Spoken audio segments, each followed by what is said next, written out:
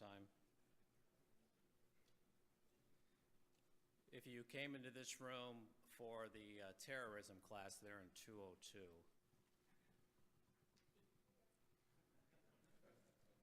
This class is better, so just stay.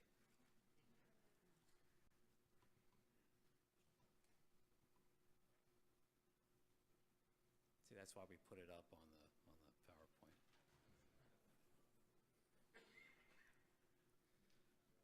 Okay, this class is officer-involved shooting and critical incident response. We're proud to be here.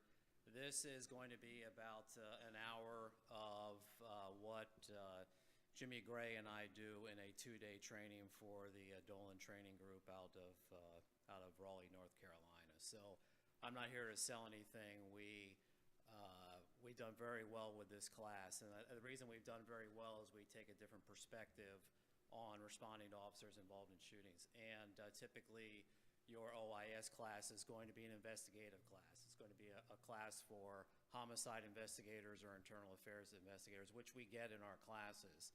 And the reviews of that class have been off the charts because it does provide a different perspective for investigators and individuals who interact with officers after OISs.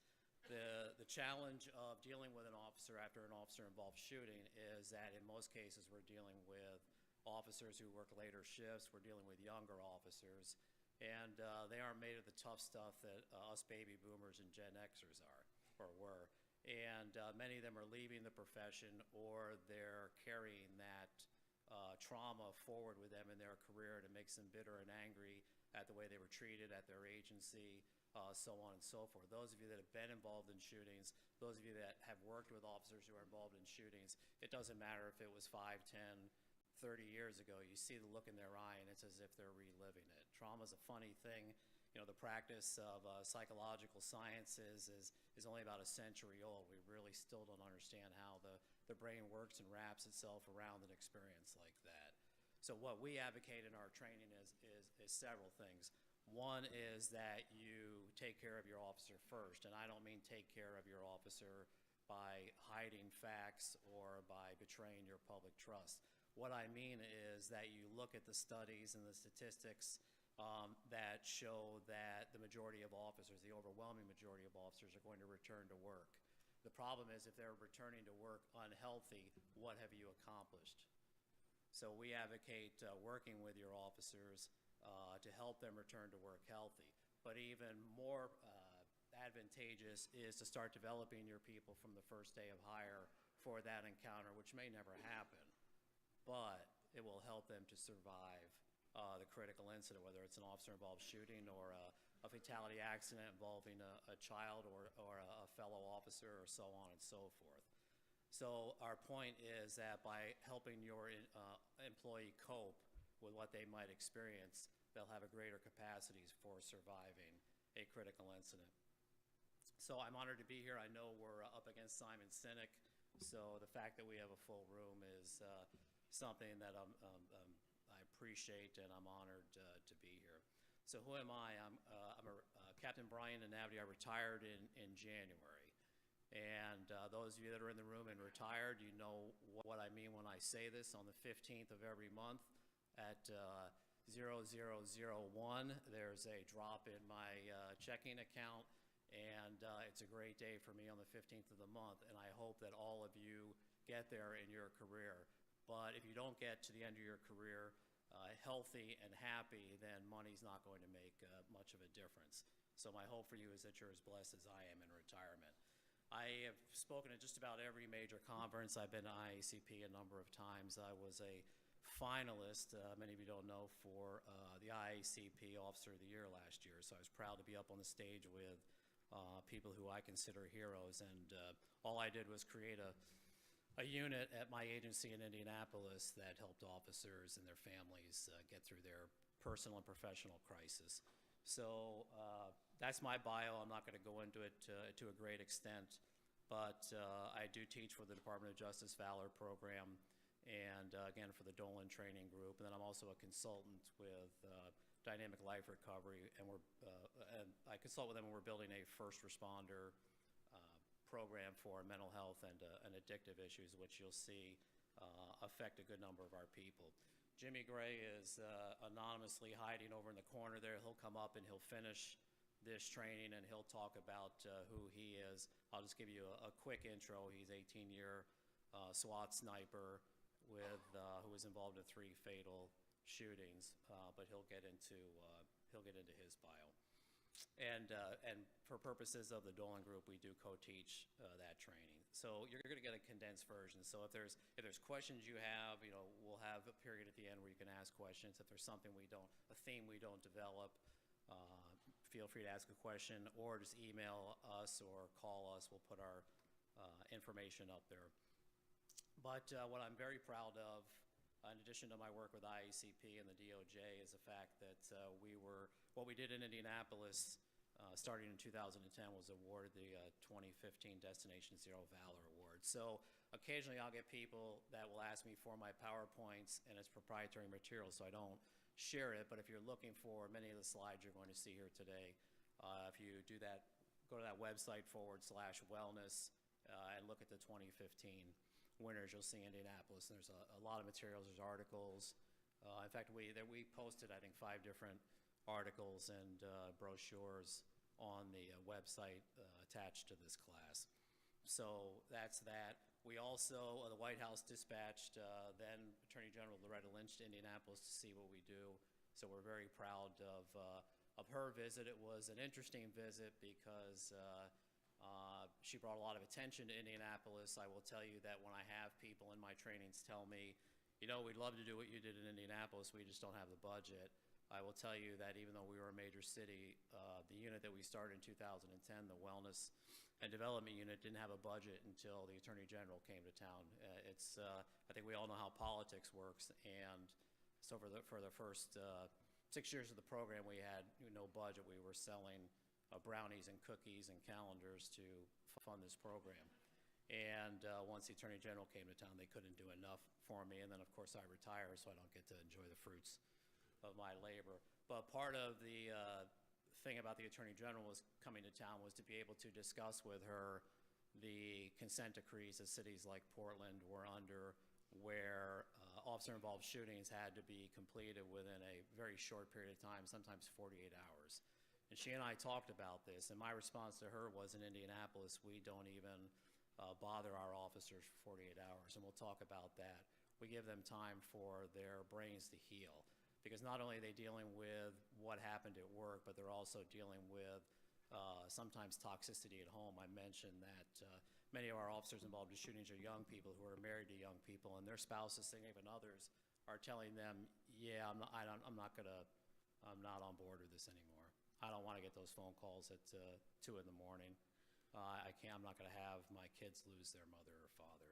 So you wonder why people are leaving this profession. And the sad thing is we know how difficult it was to recruit millennials to this profession, which is interesting because millennials want to self-actualize. They want to develop. You would think that they would be the generation of people that would be attracted to law enforcement. So those of you involved in hiring, you know how much difficulty we're having attracting millennials. And then if we get them, we're having even more difficulty keeping them. So this is something you can do for millennials and their families. And oh, by the way, millennials are passé. We're now hiring Generation Z, which nobody is really ready for. So this is basically our 2-day schedule. It's nicely laid out because I do a little bit teaching from the developmental end, what we can do to plant the seed of stress inoculation to survive an incident, and then Jimmy comes in and intersperses his real life experiences with going through the process from the preparation for the critical incident to what happened afterwards. So it's a nicely even balanced training. But I go back to what I said in my opening, which is better, being proactive or being reactive. Many of you are involved in peer support at your agencies, and I would say to you that I appreciate what you do, and I'm sure others appreciate what you do, but think about the nature of things like peer support. What are we doing? We're reacting after a crisis. This is what we're doing in a critical incident. Well, your ability to help somebody through a crisis is much, much less than developing them early on for what they might experience. So our better investment is in being proactive. What do I mean by that? I mean taking a look at who you're hiring. The nice thing about the knowledge base we gained in Indianapolis was that we worked with a lot of officers who fail. We worked with over 1,000 officers over the 7 years of the program, so we developed a pretty good knowledge base of why people were failing.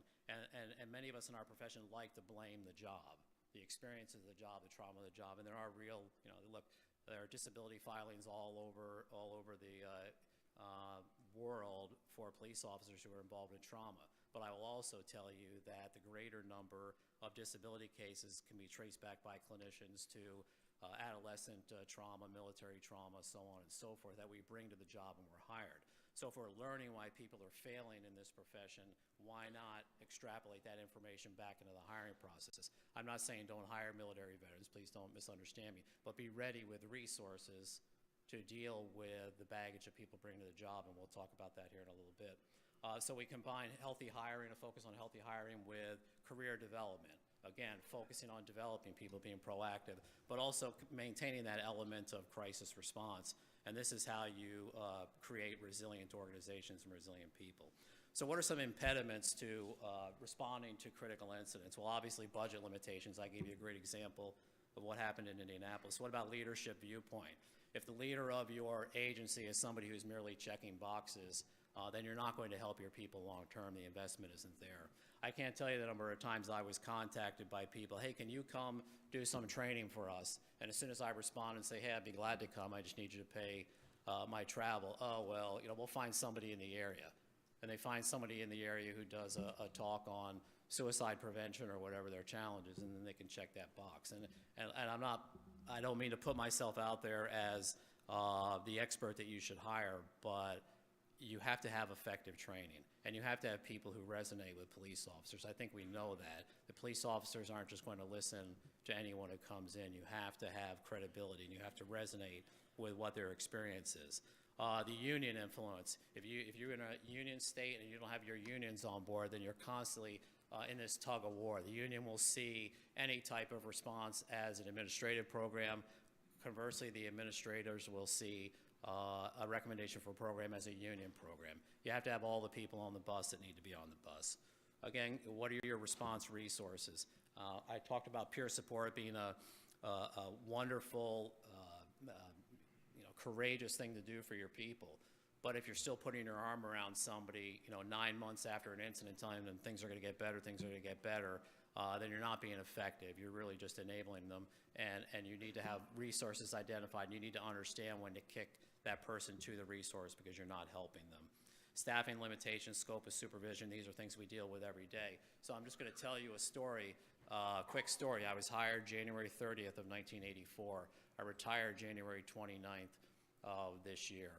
And when I was hired, on the day I was hired, we were told that our agency was shorthanded. On the day I retired, we were told our agency was shorthanded. And every day in between, we were shorthanded. But I still hear that administrators making that excuse. When I teach for the DOJ, we'll get 300 people to sign up for a free class.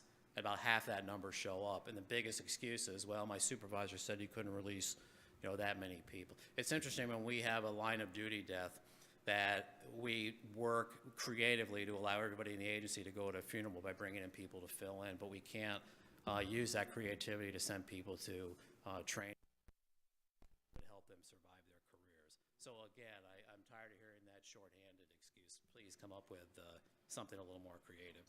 Employee wellness viewed as a priority. Are you invested in your people? Do you create partnerships? Do you provide education on partnerships at home and partnerships at work? When I tell officers that studies show that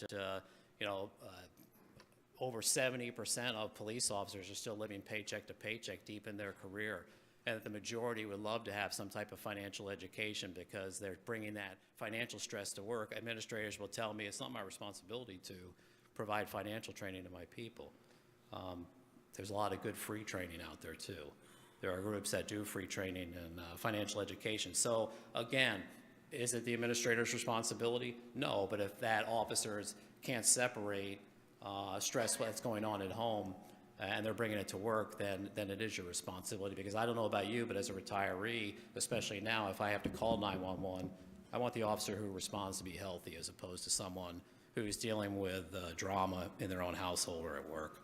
So again, some of these other issues, we look at agency policy. Do you have a policy that dictates how you respond to your people at work. There's a IACP has a policy. It's a few years old, but it's a wonderful policy. It's a good starting point. If you go back to Kevin Gilmartin's book, he wrote this book 15 years ago. He says, we teach officers street survival. When are we going to stress the importance of resiliency or emotional survival? We do a wonderful job of teaching our people tactically how to survive. Those of you that have read Dave Grossman's book on combat or listened to the audio tape, he talks about the history of military engagement. And he says throughout history, the majority of people fighting the war never even fired their weapon, because while they were trained tactically how to take the life of the enemy, they weren't prepared mentally to do that. So militaries, since World War II have realized that they need to do some type of training to prepare their people to take a life, and in the aftermath of doing that. And slowly this is finding its way into the law enforcement field, but I stress slowly. We have a lot of issues that affect our survival on this job. Physical health issues. Many people get to retirement and they're not physically healthy. The Medicare, a lot of us don't pay into Social Security, so because of our pension. And so we're not eligible for parts of Medicare. Again, we don't qualify for Social Security. If we do, it's subject to the windfall elimination provision. Pension split is not a good thing like a stock split. That's when you're waking up at the end of your career not having somebody in bed next to you that you started your career with, and they got a good attorney, and you're only going to get half or a third of your pension depending on how many times you're divorced. How many of you come from agencies where you've had people in your agency die at roll call or die on the job because they swore, I'll never let that so-and-so get part of my pension? Yeah, we've all had people like that. Why does that still happen? Anger, depression issues. We're going to do a session tomorrow morning, same time. I'm not sure what room it's in, but we're going to talk about providing resources, building resources for mental health and substance abuse issues. My numbers show that about 1 in 3 officers struggle with these kinds of challenges. Relationship health, we don't invest in our families, and unfortunately the family is the support system. I tell my officers, when you're 85 years old, do you want somebody in scrubs wiping the spit off your face, who this person has 18 other patients to see, or do you want it to be somebody who you've invested in a relationship with and they love you? And spiritual health, I'm not going to stand on a pedestal, but I find very few officers that aren't healthy. I find very few officers that come through our program in crisis that are spiritually grounded, so just take that for what it's worth. I was given this comic by an officer who's been struggling with PTSD since his work partner was killed by a drunk driver on duty. And he said, this was me dealing with what was bothering me about that incident, losing a good friend. He said most people wouldn't ask me. They didn't feel like it was an intrusion that was their concern, because we don't get involved in other people's lives for a number of reasons. We don't think it's, we don't want to expose them to some type of administrative sanction. We don't feel like it's our place to impose in their personal life, and so on and so forth. Plus, we're all raised, that we're supposed to wear this Superman or woman cape in this profession. So he said, this was me. And he goes, at the end of that slide isn't, it doesn't represent the end of the comic. It represents that point where I had to make a decision whether I was going to put my gun in my mouth or I was going to get help. Because what I find when I work with the number of officers I've worked with, which include over 200 officers post shooting, this is what they tell me. There are some officers who step forward and they'll say, I'm okay. And it's okay to be okay. I'm not going to convince somebody they're not okay. But there are officers who are okay for now, and we'll talk about what I mean by that. They're okay for now, but trauma is a funny thing. There's anniversary trauma that we experience. The first time you hear gunshots at the range, maybe at your next qualification, it could send you back. Smelling something that reminds you of that incident, returning to that location for the first time. So you may be okay now, but again, there are things that could trigger trauma down the road. So we're done with you and we tell you, okay, you're fit for duty, you're ready to come back to work, and then 6 months from now you're struggling with something and you don't understand why. So this needs to be something, you need to have a methodology for dealing with somebody long term. Now in Indianapolis, we have mandatory clinical checkouts that are separate from the return to work fitness for duty. And we call it the return to work fitness for duty because that's the clinician who checks those boxes and assumes liability for returning you back to work. But many agencies don't understand the difference between sending an officer to a clinician first, that's for them, to help them get healthy. There's no point in sending an officer to a return to work fitness for duty if you know they're not going to pass. First of all, it doesn't make any sense. Second of all, you're missing the opportunity to work with an officer on what their challenges are. And thirdly, a return to work fitness for duty, I don't know what it costs you in your jurisdiction, but it costs about $1,000. So why are you doing that, only to find out the officer's not ready to return? That's why you use a clinician and you offer those services to the officer and their family. So what we do in Indianapolis is, again, we focus on, when we started the program in 2010, it started as a disciplinary referral program, or again, a crisis response. We were waiting for things to happen, officers in trouble, patterns of history, critical incidents, and then we were attaching resources. And you know, we were gaining some measure of success, but we realized that we were better served to help our people if we were more proactive. So we did a lot of training, we brought in resources, we mixed supervisors with clinicians, people would exchange phone numbers, we would do lunches, we teach peer support. We created a mentoring program as an offshoot of the peer support program, so peer support could attach themselves initially to an event and then pass the responsibility on to a long-term mentor. We attach mentors to recruits and their families, so on and so forth. But then, you know, we moved into education and development, and we've never looked back.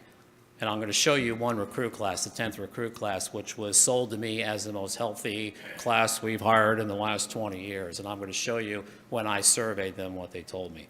So again, we worked with a number of officers. And what we found was there are things that are very visible, you know, above the surface. But what I'm finding, the reasons I'm finding officers are failing is what's you know, the bigger part of the iceberg that sunk the Titanic. And it's these 5 areas.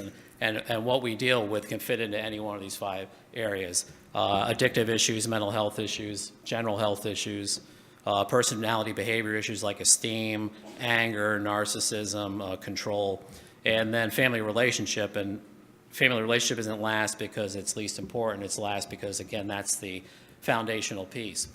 So I'm going to tell you what we do. We try to focus on moving away from disciplines. I'm not saying we don't discipline. We have to hold people accountable. But accountability is the key word. If you look at this chart and you see where the star is, you see supervisors can intervene. This is what I mean by early intervention. You see that officers can come in voluntarily into a program and be triaged and receive assistance through resources, and we coordinate with those resources so that we can do accommodation if necessary. What we're trying to push is our supervisors understanding that really what we're after is accountability. Well, what happens when we discipline somebody? We're punitive. In most jurisdictions, we don't add that corrective element to the punitive nature of discipline. But really what we're after is accountability being the key word, and I'm just going to keep repeating that. Because even when you refer somebody to our wellness program, you're still creating the paperwork, you're still creating a file. We can still hold that person accountable. And then if there's a day where they're not investing in themselves and we need to move on down the road, we'll do that. But we're trying to get to people early before we have to discipline people.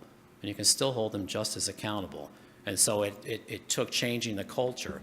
And just think, I mean, we worked with about 150 officers a year. So when I say that it involves changing the culture, that's the first thing that's got to happen. But once you start having a measure of success with your officers, it becomes a snowball that becomes an avalanche. Now, why do we do this? Why is it important? I love this study. Those of you that have worked on a master's degree in O&I or a PhD are familiar with the University of Delaware study. What it says is that if you support your people, then everything you want to improve will improve. Attendance is better, behaviors are better, morale is better, behaviors are better, and so on and so forth. And the interesting thing about this study is it's on perceived organizational support. It's not on real organizational support, so you don't even really have to mean it. But just pretend like you do, and those things will improve. And I'm being funny, but what you're after is you're after this resiliency that I mentioned very early on. And so I came up with this definition, because you can't separate what happens at home from work. You have to have that work-life balance. People bring their stress from home to work, and they bring their stress from work home. And it's destroying their work life, and it's destroying their family life. So the key is to help our people cope, teach them how to cope from day one. Most people come into the academy and they're all fired up to do the job. But then what we see is that decline of that ability to cope. And we see the pain and the experience of their career increase until those lines cross. And when those lines cross, people are in crisis. It's like, you know, Everest or K2 at 8,000 meters. Your body is basically dying. But yet, in our line of work, that's when we first intervene with people, isn't it? When they're in that death zone. What if we could get to people early before those lines cross? What if we could recognize those signs? And we'll talk about that. Why is it so difficult for us to be resilient? First and foremost is this baggage that we carry. There's two types of baggage, that we bring into the job when we're hired and that we pick up along the way. I call this default programming because we keep statistics and a nice knowledge base of officers that come through our program. They're referred to our program or enter voluntarily. And these are some of the things, some of the common themes we see in people who are struggling. Now, you're looking at that list and you're saying, hey, wait a minute, I'm some of those things and I've been successful in my career. Look, I'm some of these things too. They're survivable. And some of you are able to self-right yourself, but many people aren't. And the problem is in our career, again, we put that Superman cape on and we believe because we're able to survive the challenges and cope with the challenges that everybody should be able to. And I'm not going to argue that fact. But at some point, if we're recognizing that people in our profession are struggling, what's your options with them? Is anybody dancing in the halls when we have to terminate somebody? Is that a success of the organization? No, it's a failure of everybody. And my father was in business for a lot of years, and he said, Brian, businesses spend more money trying to develop new clients than they do trying to keep their current clients. And that's what we do in law enforcement. We're so focused on everything other than keeping our people healthy. What if we invested in our people? Because we're not Walmart, are we? We can't fire somebody at noon, go to a file cabinet, and have somebody trained and on a cash register by 1 o'clock. We know how long the vetting process takes. And that's why we're always shorthanded, because it takes so long. So these are some of the challenges. Now, I told you I would give you the survey results of my 10th IMPD class from May of 2015. And they're all like this, trust me. But this was a class that was sold to me as being squeaky clean. So 23 members, average age 25.1. Addictive issues, not really an issue, but 6 that designated and acknowledged prior mental health issues prior to being hired by our academy. 5 with general health issues, which I will support because my unit would run with these recruits every day, and I can tell you as a 50-something-year-old man, I was beating most of those recruits. You know how you have a chase car riding behind? Yeah, they'd all end up in the chase car going back to get worked on whatever issues they have. And 9 out of 23 with family relationship toxicity. Now, this included bankruptcy, divorce, physical abuse, mental abuse, emotional abuse, sexual abuse, and this was a class that was squeaky clean. So my point to you is, in Indiana, the pension, you're vested at 20 years, but you can collect at age 52. So we're looking at 27 years of these people doing this job, and they're already bringing this unhealthy background to a profession where we know we're going to be showering them with experiences that are unhealthy. So I'm asking you to start taking a more detailed look at your recruit classes because many agencies are still hiring like we're hiring Vietnam and Korean War veterans. Why is this important? Because this pre-existing baggage we bring, you know, it's any of you that have done Myers-Briggs or DISC or studied personality behavior or have a clinical background, you know that people have different personalities. It's like the Eleanor Rigby song, the face she keeps in the jar by the door. When we go out in public, we put that mask on, and we don't tell people about those things that we've double locked deep inside. But eventually those things that we've hidden away from people because we don't want to look weak or we don't want them, you know, finding out about some adolescent trauma or something we experienced in the military. As you experience what this career throws at you, eventually that bubbles to the surface. And so it becomes this boat anchor that keeps getting heavier and heavier. How many of you had officers that are their Officer of the Year material in their first 2, 3, 5 years? And then they start to go off the rails, and we just assume that it's a job getting to them. It's a job getting to them, but it also is predicated on the fact that they weren't healthy, and now some of that sheen is starting to wear off. The experience magnifies, again, that default programming that we talked about. So let's talk about these 5 areas that we've identified in greater detail. Addictive issues, obviously alcohol. What about the opioid epidemic? Don't think it doesn't affect law enforcement. We're from Indiana, Indianapolis, so we have the Indy 500 every year. We have the Brickyard 400. Every year, one of our officers directing traffic in and out of that venue gets run over. You know, we end up sending another officer to surgeries, you know, months and months of painkillers because we know pain management isn't an exact science. We just keep sending people back to pain management clinics where they get a refill of Norco. So we have officers who are dealing with opioid issues. Gambling, big issue now. You can't spit out your window driving through some states without hitting a casino. And an addict is an addict, and it's affecting our people. How many of you have had to take issue with an officer for dialing up porn on their department phone or their department laptop? Drama isn't something covered in the DSM, but we all know people who have drama surrounding their life, you know, like that Peanuts character Pigpen with that cloud around them. They always got some kind of drama going on, and if for some reason on any given day they're drama-free, they will create drama. They will fabricate it. And so mental health issues, again, we're familiar with these, general health issues. I include off-duty employment, extra-duty employment, and health-related issues, because we convince ourselves that we're going to work and work and work and work because federal money's available and people are willing to pay us giant amounts of money to guard a parking lot. And the problem is that we use excuses like, oh, I'm using it to, you know, pay for my kids' college, or, you know, to pay for that big house we bought. And really what all that work does is it takes you away from your investment in your support system. Personality behavior issues, we have people that still see themselves as victims of something their organization does. And when somebody sees themselves as a victim, they go down that path, and it's hard to get them back. And then what do? We're a close-knit group. We're a thin blue line group. So again, we just tell those people, oh yeah, you're right to be mad at the department. They screwed you. And then all we do is continue to enable them rather than hold them accountable or help them get back to that fork in the road and choose the right path. Anger and control are interrelated. We learn to control things during the course of our career. I tell people when I'm training, the thing that I used to get most angry at was something so stupid I'm embarrassed to even repeat it. But since I do a lot of traveling, I rent cars, and I have to stop and fill a car up before I take it back to the airport. And so usually, you know, I'm thinking, oh, well, I got so much time to get through TSA, so much time to get my gate. And so I'll do the pay at the pump, and everything's running fine until I get that message. It says, see attendant for a receipt. And I'm expense driven. I got to turn in receipts. And so I look in, you know, inside the gas station. There's 10 people in line buying high energy drinks and lottery tickets and cigarettes. And I'm like, yeah, so much for paying at the pump and getting in and out of here quick. And I would get angry over things like that, stupid little things. And it's interesting in our profession. We can handle an unfolding crisis to perfection, you know, using incident command. But then, you know, the dog is barking at squirrels, and we want to go out there and hit it with a baseball bat, because it's the little things that bother us that we're not dealing with. Esteem issues are huge, especially with millennials. There's a line from the movie Jerry Maguire. You know, at the end of the movie, he comes in and professes his love to Renee Zellweger and says, "You complete me."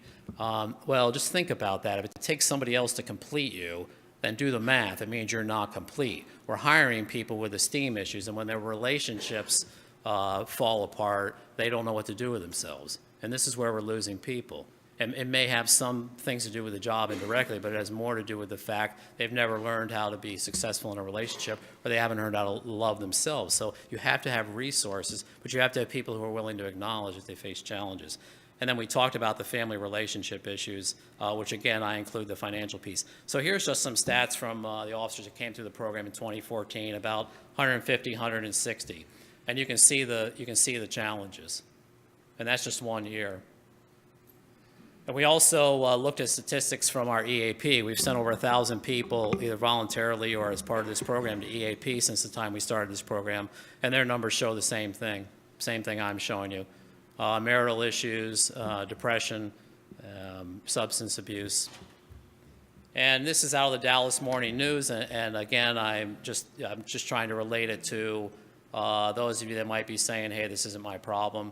It is your problem based on their study, that officers who are divorced or in debt are more likely to use deadly force. So when I asked, I did a survey in 2013, and using the grant now, I don't think I said we got a BJA grant, but we're going to replicate this survey, but 70% of my officers acknowledged having experienced relationship, family, or financial distress. So think about that. I mean, this is your agency too. And then here are some statistics from My Money Wellness, a great group we work with. 92% of police officers are losing sleep, 70% living paycheck to paycheck. But officers would like to have financial training.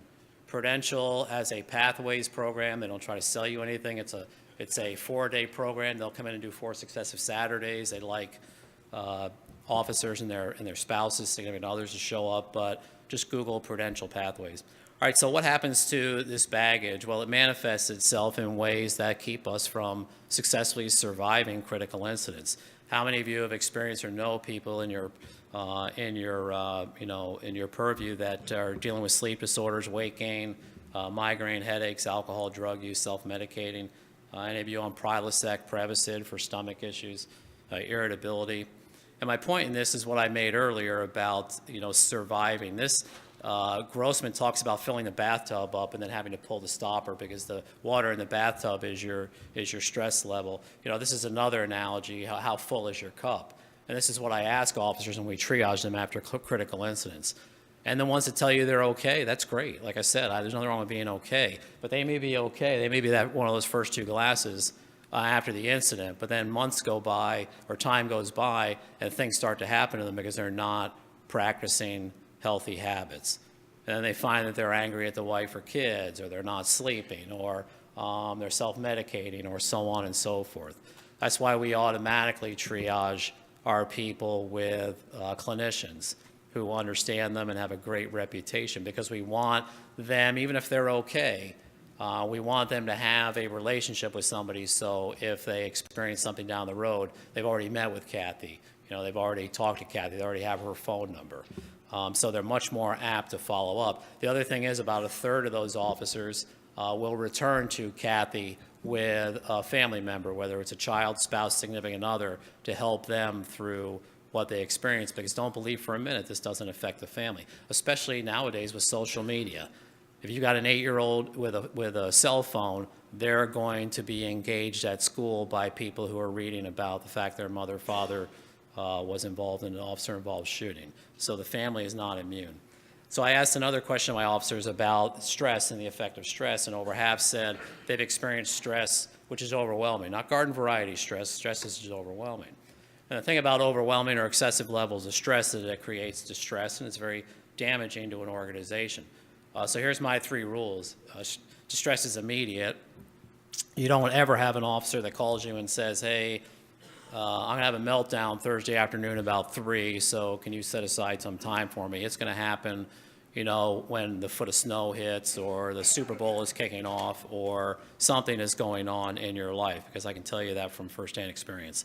It's debilitating. If you've never experienced that level of pain, consider yourself blessed that you have not.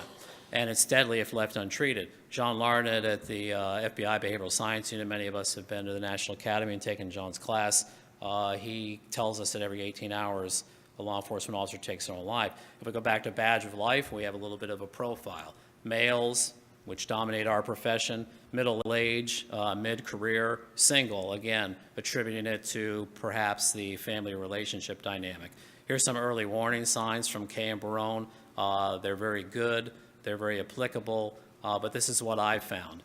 And I want to point out that bottom line, self-worth, self-esteem, because I find a family relationship element to be present in most officers who are struggling or at least have attempted to take their own life, whether successfully or unsuccessfully. So I know in 1984, when I started my career, if I came into work and told a veteran officer, yeah, things aren't good at home, the response would be what? Look, you're a cop. All of us get divorced 2 or 3 times. Just roll with it. You'll meet somebody new. Let's go have a beer. And that was the way we handled things. That doesn't fly with this generation. It rocks their world, like I said. So you better be prepared with something better than let's go have a beer. And in fact, the nice thing about the veterans in my agency is they will say the exact opposite. Don't do what I did after this incident or after you found out things aren't good at home. Do not start self-medicating. But you better be ready with those resources. And I go back to the family issue because of this. Healthy individuals, they get past the challenges in their life. Unhealthy individuals don't. And we have unhealthy individuals in our ranks. So again, I go back to being reactive versus proactive. This is the chart, that I created because I like my PowerPoints. But again, your ability to cope declines, the pain increases, and boom, you're in the crisis zone. What I'd rather see is us recognize when people are in the yellow zone and apply resources then so those lines don't cross. I know it's a simplistic way of looking at it, but again, if we focus on waiting until people are in crisis, good luck to you. Good luck to you. We all know somebody in our ranks that's taken their own life, and we're still asking questions about it. And those of you who are close to somebody who succumbed to self-harm, you're going to carry that to your grave because you're asking yourself over and over and over again, what could I have done if I would have recognized the signs, if I would have called them, so on and so forth. And you need to just take that off your shoulders and move on, because people are unhealthy and they're not getting the resources they need. And we worked with several officers who we gave them the full court press. And even after that application of resources and everything else, they were hell-bent on killing themselves no matter what we did. And so you're going to get people that are going to be successful. It doesn't mean you don't try, it doesn't mean you don't apply resources. But if you're carrying that guilt through your life, you need to deal with that and move on. Because even if you could have saved their life, and I'm not saying, again, you don't try, it doesn't mean that they weren't going to try again. One officer we worked with, we didn't find out till his funeral that an officer from a jurisdiction outside of ours found him jumping in front of cars on a state road, and this was after we had interacted with him on 3 different occasions.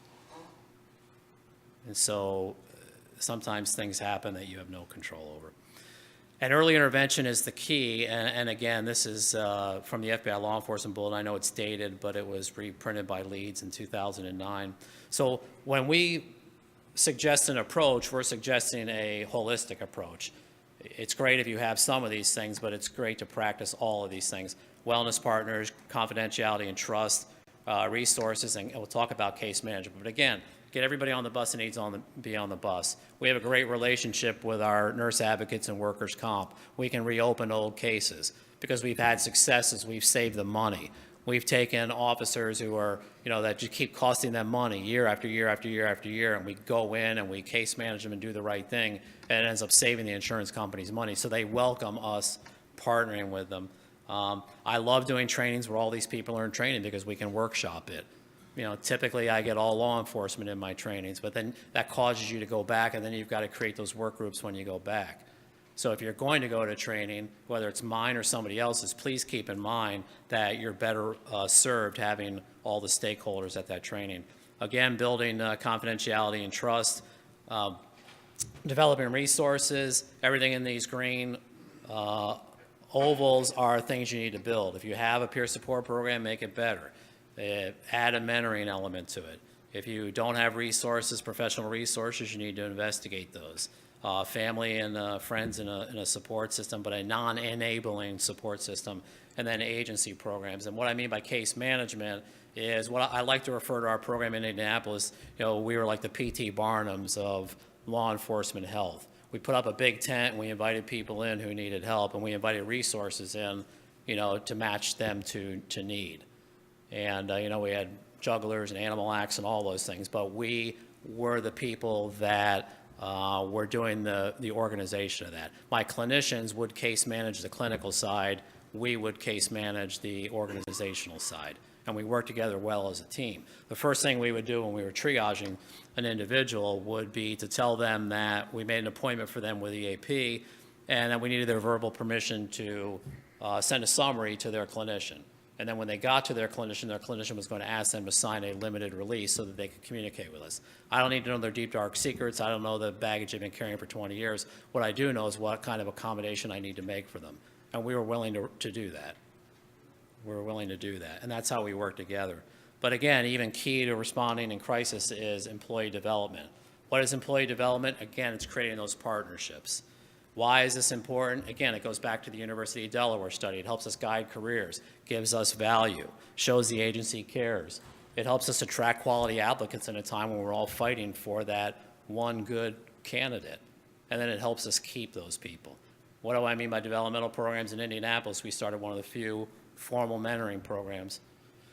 The private sector, 25% of companies have new employee mentoring programs.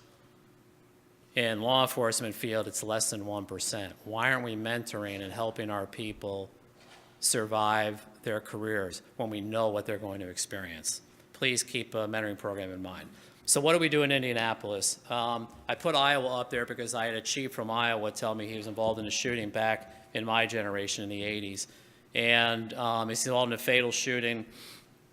And he, back in those days, he's in the same ambulance as the person he fatally shot. And they go in the same shock room. He's got a lot of road rash on him. He's being treated. Phone rings out of the nurse's station. Nurse comes in and says, "Are you Officer Jones?" "Yeah, I am." And again, he's not really Officer Jones. But yeah, you're somebody on the line for you. So he goes and answers it. It's his chief saying, "Yeah, Jones, you've left us kind of shorthanded out here. I'm sending a car for you." He said, "I never went back. You know, he went back in and got my vest, put it on. The doctor's looking at me like I'm crazy. Never went back and got my wounds treated. Never got this treated." And he said, "And I know better because I've carried that with me for 30 years, and yet I had a young officer involved in a similar incident, and I treated him like my chief treated me." Why do we do that? Why do we do that? It's time to start changing the dynamic. So what's our goal? In Indianapolis, our goal is to help our officers get back to work healthy, not just back to work, healthy within 2 weeks. We know, based on studies, this was the FBI law enforcement bulletin, trauma caused by an OIS is likely to impact the memories and perceptions of the officers involved. Officers will focus on the threat rather than the scene around them. And this is going to impact your investigations if you rush your investigations with your officers before you allow their brains to heal. Otherwise, we end up relying on Dr. Lewinsky and forced science somewhere down the road to go back and say, "Oh, well, the officer told us this a couple months later that he remembered this." I mean, who's going to believe that? Who's going to believe that? But we feel so pressured to make those statements to the public. And if you look at every clinician or anybody who studies social work or the clinical sciences knows this of statistic: 4 times more likely to become an alcoholic, 3 times more likely to use antidepressant medication, 3 times more likely to be absent from work, 15 times more likely to commit suicide, 3 times more likely to have serious job problems. So there is a case for responding the way we respond, and that is to ensure the officer's physical health, their emotional health, their behavioral health, and their spiritual belief system. Because believe me, there are officers who wrestle with their spiritual belief system after they've been involved in a shooting. They face these challenges. They want to just get back, you know, getting back to their routine represents normalcy. But I will also tell you a little trade secret that some of your officers who are telling you they're okay, the real reason they want to get back to work is because they're upside down financially and they have to get back and they have to work all that part-time so they can pay their mortgage and their bills. So they will be bothering you the entire time. "Hey, I'm ready to take my fitness for duty. I'm ready to go back to work," and they're not. It's because they can't work. They're off-duty, extra-duty employment when they're on administrative leave. Sleep, start to self-medicate, family relationship challenges, anger issues, all the things that we've already talked about. And social media, I just want to address that one. One of the things we tell our officers is stay the hell off of the blogs. Do not read about this incident. Don't be Googling your name, because all you're going to find are things that are going to make you more angry. So stay away. We talked about the 48-hour rule. Samuel Walker, Cato Institute, they all claim that, you know, the officers don't need a period of rest. It's not afforded to suspects or witnesses. We bring them in right away. But we know the difference between compelled statements and somebody who can come in and say, you know, "I was in Detroit." So let's get past that already. Dallas, those of you familiar with these waiting periods or the union contractual agreements, Dallas had a 72-hour period which they backed off of in the wake of the criticisms. So the reason that I feel justified in handling the way we do things in Indianapolis is because the overwhelming majority of officer-involved shootings are ruled justifiable. The Washington Post, which we know tends to lean to the left occasionally, even acknowledges that 95 to 98% of officer-involved shootings are ruled justified. So why in the world do we treat our officers involved in shootings like they've committed a crime? In most 3 out of 4 cases, the individual has already fired shots or made a threat. Richard Johnson, who does studies on OIS, he wrote a nice article on claims that the officer-involved shootings are an epidemic. So I just give you these facts and figures. You know, what percentage of the U.S. population died from police use of force? More people are being nicked by trauma surgeons, you know, in operating rooms than we don't. Nobody's kneeling to the national anthem or creating a national stir over trauma surgeons that are killing people in shock rooms. More people, 39 times higher, people died from accidental poisonings. So what I'm advocating to you is that you create a protocol at your agency, one that's consistent, so when you're standing at the podium, you don't feel that criticism. And also, it is incumbent upon you to invest in your communities instead of waiting. Again, this goes back to being proactive versus reactive. Invest in your communities before that critical incident. So these are the things that we focus on initially in that first 48 hours. In the next 48 hours, we focus on these particular issues. And then after 96 hours, once we get that box checked by our clinicians, then we notify internal affairs that they can go ahead and schedule the officer, and then we schedule the return to work fitness for duty. But if we have an officer who doesn't get a thumbs up from the clinician, then we continue to keep them on administrative leave and work with them. Again, we don't schedule a fitness for duty until we know that they're going to pass it. But then even beyond that, we continue to monitor them. So at this point, you're tired of hearing me. Jimmy? And Jimmy will give you about 20 slides, and then we'll come back and we'll finish this thing up with a period of questions and answers. Thank you. Just a space bar is going to move my stuff. Yeah, or that, or you can use this. I'll just the space bar. Thanks, Brian. Thank you. And again, I want to say what Brian said. I appreciate seeing everybody here. We have a pretty full house, and that's nice to see. And again, from the officer's perspective, is where some of that's coming from. Here's what I'll do. About 15, 20 minutes. It will not take terribly long. We're going to talk about a little bit of the human side of it, the officer that was involved in different incidents, and how it relates to what he just gave you and talked about in a short period of time. Real quick, that's me. I won't spend much time talking about that. My dad was a small town marshal in Indiana. I mean, like Mayberry RFD. That was where I grew up. Marshal's phone rang in the house. I'd answer at 13 years old and hand the phone to him. So that was my introduction to police work, as it was. I ended up becoming a U.S. Marshal in Washington, D.C., right down the road a little bit. Spent 2 years there from 90 to 92.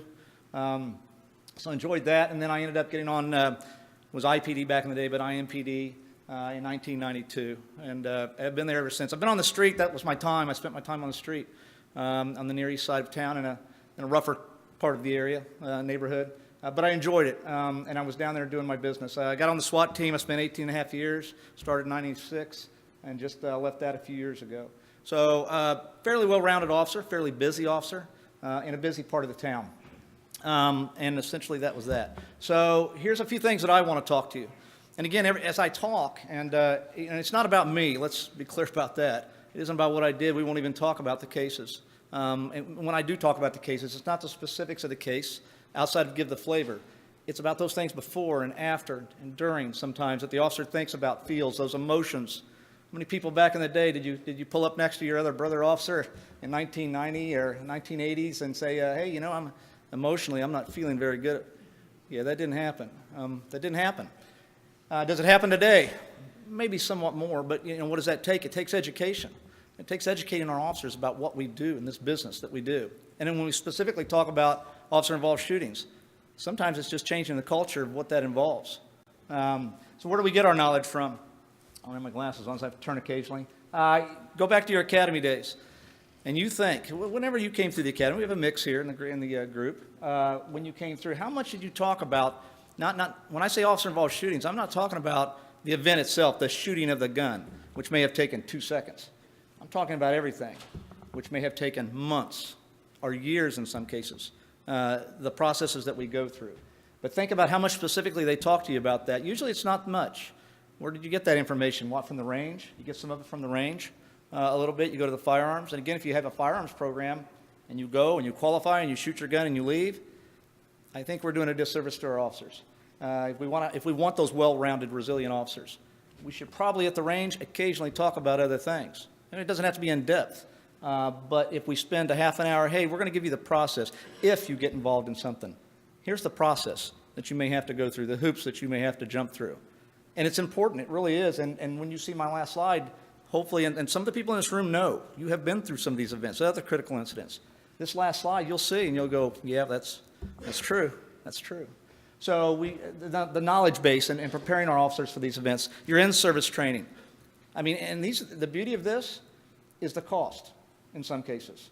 Does this cost much at an in-service training for your department to have a half-hour class on, and not just wellness? When we talk about wellness, we talk about the financial aspects and the family and whatnot, and our own emotional health and well-being, but about these things and how they tie into your critical incidents that officers get involved in, and police action shootings. Again, we talked about the firearms range. Your experience, your FTOs. How hard would it be to slip that in? You put in one page, they talk about a little bit of, hey, if you get involved in something, here's some things we want to talk to you about, so you'll know and you don't get so blindsided by these events, especially the ones that come after. Your peers, your department culture. What is our culture at our department? Do we have a culture of a lot of chest thumping, macho, hey, this is go get them? Well, there's a time and a place particularly for that sort of mental idea. But also, if we want our officers to be well-rounded, we want them to be professionals. That's what the public expects. That's what our bosses expect, the administrators. That's what our officers should actually expect. We're professionals. We go out there, we do a job, and we do a very good job at that. And even in times of this, ultimate last resort of deadly force, potential deadly force, we should be professionals. But we have to give the information to our officers so they understand that. And that's where this comes from. So, and then our personal responsibility, and that's what I bring, the human factor, as it was. Because, again, he talked about this. It's easy to check the boxes. We're good at, as a departments, we're good at checking the boxes and doing the investigations, administrative and the criminal, and et cetera. We do those things fairly well. But sometimes as we're checking those boxes, we can forget about the human side of it. And, again, we're not all hand-wringing neurotics that get involved in these events. They tell me I'm not, but we're not. And we're professionals in most cases. But the fact that we understood some of this from my level, and we understood the information from the administrator's level and the investigator's level, it makes for a different interaction, and a better interaction, I think. So pictures of me, not because that's me. What I want you to look at is the face. And look at the face. And what is missing? What's missing? Those are two events. Those are the photos which we have to take, evidence photos of what I was wearing in the moments after or during the shooting. So those are all taken probably within half an hour to an hour after an event. First one was one on the left there is 2008, and the one on the right was just recently 2014. But if you look at the face, what's missing? Well, emotion. There's not a whole lot on the outside. And what's going on the inside? Well, there's a lot going on. There's a lot going on behind the scenes, but sometimes we'll see that, okay? Again, I lost my glasses. I'll have to dig them out here. Can't even remember what I wrote. So yeah, the use of deadly force is a very significant event, and we know that. Officers understand that. Again, we've told that at the academies. We learn that experience. But it's all this other stuff that comes into play that sometimes we don't talk to the officers about, and it makes things infinitely more worse. We'll talk about the event. Here it is, the moment it's happening. And that quote right there, is this really happening? That's not something that was written after. That's in the moment. That's what your officers sometimes think at the exact moment that this is occurring, that shock and denial, and in their head pops a phrase, is this really happening? Yes, it's happening.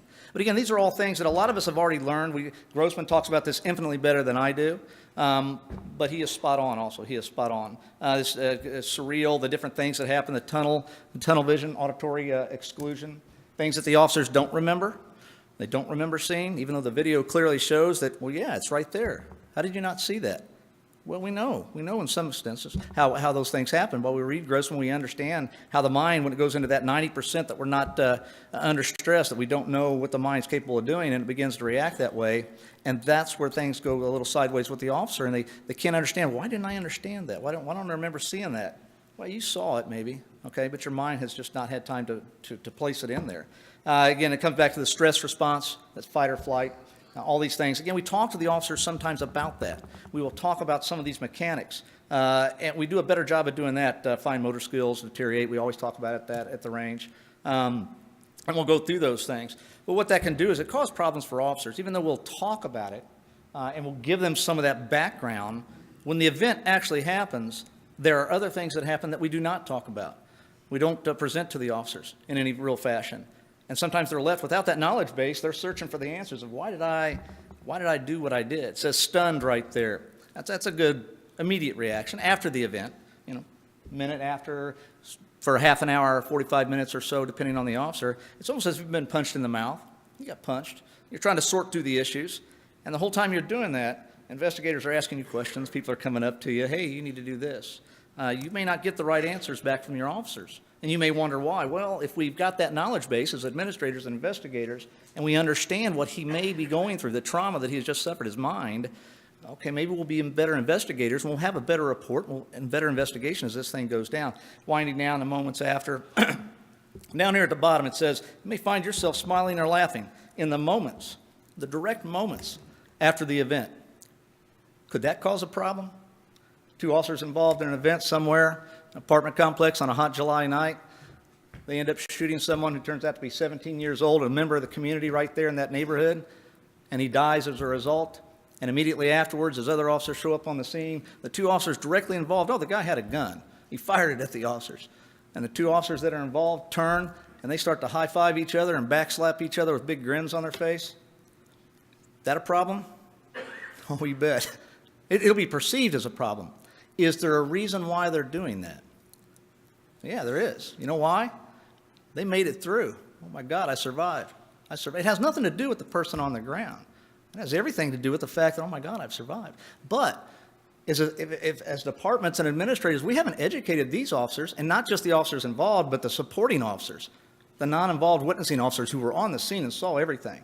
If we haven't educated them about even such a little thing as this, just smiling and laughing or being happy and giddy after an event immediately after, well, then what it takes is one of these support officers recognizing what just occurred, understanding it, walking up to these 2 guys and going, hey, knock it off, guys. Stop for a minute. Knock the smile off your face. We're not angry at them. Guys, this isn't personal. This is business. But that's what we'll tell our officers when we educate them. So when the guy comes up and says, hey, knock the smile off your face, he realizes, oh, that's right, I didn't realize that. Okay, I understand what's going on now. I'll be professional for a moment. We'll still have the emotions. There'll be a roller coaster of emotions. But again, we've solved a bit of a problem. You catch that on video, it'll be on the 5 o'clock news, and that thing will go sideways in a hurry. Create huge problems for the community, for the department, for the city. Again, after the adrenaline, things afterwards, we talked about that, felt like $1 million. Your officer may feel that way. But again, if we didn't tell him, he may begin to think, is there something wrong with me? Why do I feel good? Why do I feel good about this? Here's the thing about shooting events. I'll tell you, shooting events are like fingerprints. You may have heard this. I borrowed it from somebody. Shooting events are like fingerprints. They're incredibly similar. There's some veins through all of them, some very similar things in a sense. They're also all incredibly different, infinitely different, every one of them. That's the thing about them. So it's about surviving the event and getting through that. But this feeling like $1 million, that's a big deal. The officer's going to feel that way, and if they don't know, they're going to wonder about that. The emotional survival long term, we talked about that. How much do we talk about emotions? I think we do better as a culture, the police department culture now, than we used to. We do touch on those kind of factors, the wellness side of the house. I remember conversations in classes that I had with him and his other people that taught those sides of the house. And I paid attention. And I think in the long run, it paid off quite a bit. Stresses are significant before, during, and especially after. That's the thing that sometimes falls through the crack. We prepare for the event. We talk about the event, but then we don't always talk about and prepare for what occurs afterwards. What is normal? And this is from my perspective, the officer who's been involved in 3 lethal, police action shootings. What is normal? I don't know, particularly. But what we want to educate our officers is not to know exactly what normal is. We want them to understand the ranges. Again, this is about being a professional. We'll go to the range, we'll do that business. But you need to understand the ranges of some of your emotions after these events. Ranges of other things, not just emotions. Hey, I haven't slept in 3 days. The event was 3 days. I haven't slept a wink in 3 days, boss. Is that normal? Well, I don't know. Let's find out. But I bet it's out of the range, right? A day or so, maybe. It should get better. But 3 days, maybe that's outside that range. Maybe I should go talk to somebody and go, hey, I'm not sleeping well. Can you direct me to where we need to go and talk to somebody? Sure we can. Next few days or weeks. All these things up there, some, all, or none in some cases, right? They're like fingerprints. They're not all going to be the same. A lack of sleep, maybe. Small details may return over time. We talk about that 72 hours or at least 48 hours, a couple sleep cycles at least, before we interview these officers in some cases, right? But what we still do, and sometimes we're forced to, interview an officer immediately after that event. Guys, it happens on a regular basis. We won't remember things, right? We're stunned. We're still trying to process what has occurred. It's running over and over in our head over and over for the first couple hours. We're re-seeing the event. But yet you want me to come up in 2 hours? My first event was 1999. In the middle of the night, hostage rescue type situation, long story short. And within 3 hours of the shooting event, I was sitting in front of 2 veteran homicide detectives as a fairly young officer, right, in my first event, and I was expected to articulate my statement and tell them what had occurred. Oh, I probably did. I probably did an okay job. To the possibility I may have forgotten something and all the excitement and the trauma well, of course, absolutely there was. Now, if I come back, 2 days later, and this happened to a friend of mine, 2 days later, I remember, oh yeah, hey, you know, that guy was standing behind a door, and I shot through the door. I didn't even remember that. I remember now shooting through the door. That's why that door had bullet holes in it. But I didn't tell them at the investigation that night. If I remember that 2 days later, what do? Go up to homicide and say, hey, I'd like to amend my statement. I remember something now. Yeah, most of your officers are not going to do that. Because what does that imply? That I'm embellishing, making up, changing the story? We're probably just not going to say anything. So again, the sleep cycles are a big deal. But again, it's about understanding, explaining to our officers so they understand these things. Loss of appetite, difficulty concentrating, and it goes on and on. There's several other things that may or may not happen to your officers. But this emotional roller coaster is whether you're prepared or not, whether you're experienced. My third one in 2014, you think the same thing essentially happened? Well, yeah. Now, I was more experienced. Okay, I had a grounding and an understanding and a knowledge base to work from, in conjunction with what I understood from all their side of the house, which had educated me. But in the end, do some of these things still happen? Well, of course they do. That's the human body. But we avoid talking about that to officers. We want to talk about, well, let's go shoot. We got to shoot really good, and we got to do this, and we got to make good decisions, and we got to know the law, which we do. But we round all that together. We put all that together, and that's where, again, you get that holistic approach. And sometimes that word can get overused, and some officers rebel when they hear that word. But in the end, it's an important thing when we educate them, explain to them about that. Here's this last slide, one of the last slides. And, you know, here's the big quote. I've talked to a lot of officers, been involved in my stuff. I talked to officers at our department, talked to a lot of officers at other departments. And now that we're out on the road, I get to talk around the country, and I, you know, get to talk to officers that have been involved in other incidents. And here's the classic thing that comes through almost on a regular basis as we get to talking about these especially officer-involved shooting events. And that's that line right there. It says, in the end, the shooting wasn't so stressful. It's all that other crap I had to deal with. And they may have used a different word. But it's all those hoops we have to jump through, right? Fitness for duty. What a small word, right? It's just fitness for duty. I just got to check. We got to get him to fitness for duty, getting back to work. You know what fitness and duty implies to the officer that was involved in that event? That I'm not fit for duty? What is that about? We've had guys want to jump off the ledge, and me included. I had a partner talk me down. I was all bent. In the end, you know what he told me? Jimmy, it's a hoop that needs to be jumped through. Go down there. Go in. Take your MMPI test. Tell them you like carpentry more than flowers. Do your business and get out of there. And then you're done. That's a big thing. It's a really big thing. And again, that's that stress, that long-term stress with officers that they have to deal with. And I'll leave you with one final note. You know, think back to your days when you came in. And again, some of you have been involved in stuff. We have all different ranks and ranges of ages and stuff here. When you came into this job and you went to the firearms range and you soaked it up and you paid attention, you trained very hard, what did they say? What did you expect your shooting to be like? In your mind, we always expected it black hat, white hat, right? Good guy versus bad guy. Good versus evil. The bank robber walking out with a mask on his thing and a money bag and a gun, and he turns towards you and you had to do what you had to do. And that may happen. That may happen. Or you may get more of a gray area, right? Just some guy and he's upset and he's doing this and he makes a really dumb mistake with the gun or a knife and he does something and we have to do this ultimate last resort and resort to lethal force, which may take his life. Okay? And okay, that could happen, and it does happen. Or we come into that third one, which is a trend around the country. You probably have had your own officers involved in this or someone close to you, another department. And what is that? That's suicide by cop, right? Absolutely. Sometimes not even an evil person. Pillars of community in some cases, right? But they know. If they point anything that even looks like a gun, in some cases, given certain circumstances, they point it at that officer, and then they yell, shoot me, and they advance on that officer with what appears to be a gun in a lot of cases. What may happen? Well, they know this. They know deadly force may be used. It may be a BB gun that he used. Or a real gun with bullets in it. He just couldn't do it himself. So he'll have your officers do it. Now, what does that bring emotionally to the officer? This isn't a good guy, bad guy thing. Oh, yeah, he had a gun. Turns out it wasn't even loaded.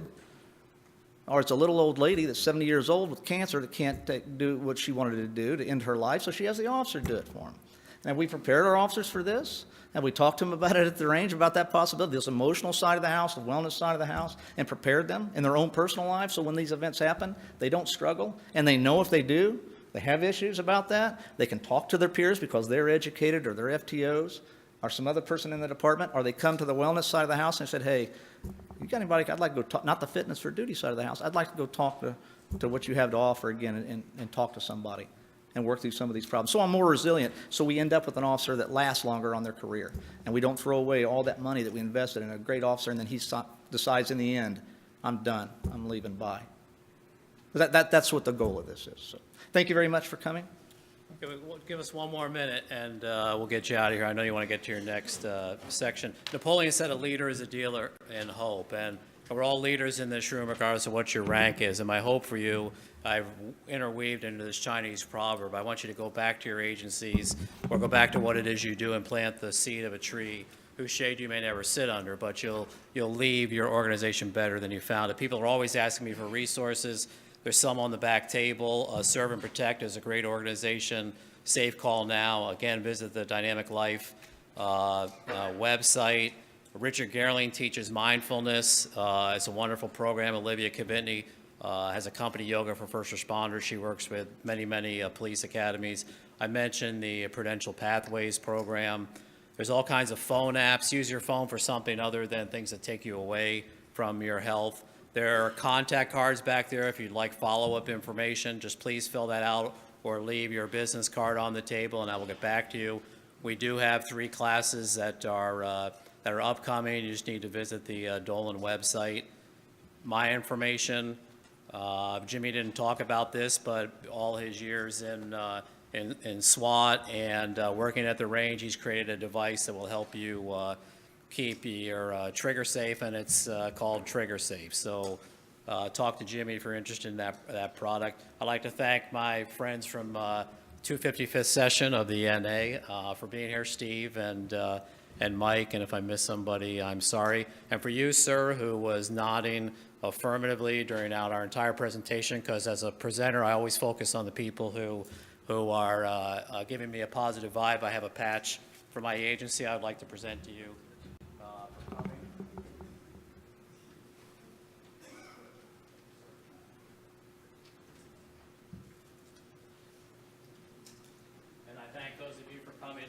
Staying, and I know you want to get to your next session. Are there any questions?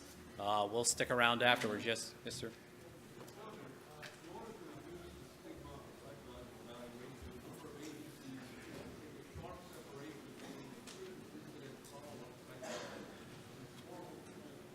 Mm-hmm.